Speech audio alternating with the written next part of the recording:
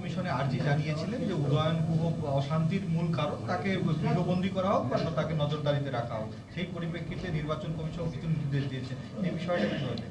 হ্যাঁ দেখুন, নির্বাচন কমিশন যদি এরকম নির্দেশ দিয়ে থাকে সাধুবাদ জানাবো নির্বাচন কমিশনকে।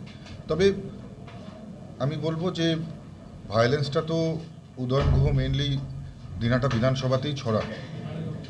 তো স্বাভাবিকভাবেই দিনাটা বিধানসভায় যদি ওনাকে খোলা ছুট দেওয়া হয় তাহলে সমস্ত বিধানসভা জুড়ে একটা অশান্তি উনি তৈরি করতে পারেন, এটা আমরা প্রেডিক্ট করছিলাম, যে কারণেই বলেছি। তো স্বাভাবিকভাবেই যদি উনি ওনার নিজের ভোট দিয়ে শান্তিপূর্ণভাবে বাড়িতে থাকুন এবং সেখান থেকে ভোটারদের খোঁজখবর নিন, তাতে কোনো অসুবিধা নেই।